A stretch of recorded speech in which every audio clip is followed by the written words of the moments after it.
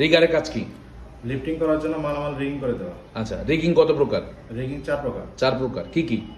Vertical hitch, choker hitch, basket hitch and bridle hitch. আচ্ছা, lifting কত প্রকার? Lifting 3 প্রকার। কি কি? সিম্পল লিফটিং, হেভি লিফটিং এবং ক্রিটিক্যাল লিফটিং। আচ্ছা, এরপর হচ্ছে সিগন্যাল কত প্রকার? সিগন্যাল 2 প্রকার। কি কি? হ্যান্ড সিগন্যাল এবং station walkie talkie signal. Walkie talkie signal কখন দিব? ব্লাইন্ড লিফটিং এর সময়। হ্যান্ড সিগন্যাল কখন দিব? ভিজুয়াল লিফটিং এর সময়। ভিজুয়াল লিফটিং বলতে কি বুঝি? ক্রেন অপারেটর যখন লোডিং আনলোড পয়েন্টটা চোখে দেখতে পায়, সরাসরি দেখতে পায়, সেটাকে ভিজুয়াল লিফটিং বলে, তাই তো? আচ্ছা, ক্রেন কত প্রকার? ক্রেন 2 প্রকার। কি কি? মোবাইল ক্রেন এবং স্টেশনারি ক্রেন। আচ্ছা, আপনার সামনে যে ক্রেনটা আছে এই ক্রেনটার নাম কি? Tower crane. Tower crane. Tower crane কি মোবাইল ক্রেন না stationary crane? Stationary crane. Stationary crane বলতে আমরা কি বুঝি? স্টেশনারি ক্রেন বলতে আমরা যে ক্রেনটা মুভমেন্ট করতে পারে না। আচ্ছা, সেটাকে স্টেশনারি ক্রেন বলে, তাই তো? জি। আচ্ছা, লিফটিং এর হ্যাজার্ড গুলো কি কি? Uneven ground condition, suspended load, fall of load, improper rigging, mechanical failure, uncontrol movement, damage tools and tackles. আচ্ছা, ভেরি গুড। আচ্ছা, এলজির ফুল মিনিং কি? Lifting gear. লিফটিং গিয়ার বলতে আমরা কি বুঝি?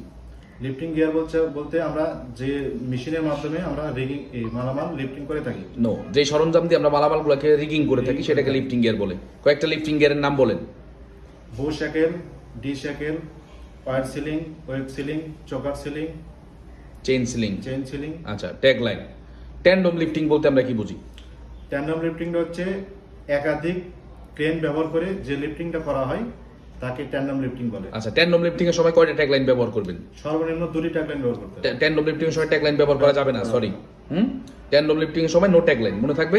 জি স্যার। আচ্ছা, এরপর হইতেছে কি আপনার যে লিফটিং করার জন্য আমাদেরকে কি করতে হবে? প্রত্যেকটা দিন মালামালগুলোকে লিফটিং গিয়ারগুলোকে ভালো করে চেক করে নিতে হবে যে সেগুলোর কন্ডিশন ভালো আছে কিনা। হ্যাঁ, তারপর হচ্ছে কি আপনার দেখা গেছে যে লিফটিং এর এরিয়া চারপাশটাকে প্রপারলি ব্যারিকেড করে নিতে হবে। Lifting plan, lifting permit complete হয়েছে কিনা সেগুলা চেক করে নিতে হবে। তারপর হইতেছে যে লিফটিং মেশিন দিয়ে আমরা লিফটিং করব সেই লিফটিং মেশিনটা কন্ডিশন ভালো আছে কিনা, চেক লিস্ট কমপ্লিট করছে কিনা, এগুলো দেখার পরে হচ্ছে কি আমরা কি করতে পারবো? লিফটিং এর কার্যক্রম শুরু করতে পারবো। আর আরেকটা ব্যাপার হচ্ছে গিয়ে যে কোনো মালামাল আমরা ততক্ষণ পর্যন্ত রিগিং করবো না যতক্ষণ পর্যন্ত আমরা সেই মালামালের এক্সাক্ট ওজন, যেটাকে বলা হয় লোড ওয়েট, এটা আমরা যতক্ষণ পর্যন্ত না জানতে পারবো ততক্ষণ পর্যন্ত কিন্তু আমরা কোনোভাবেই লিফটিং করবো না। ঠিক আছে?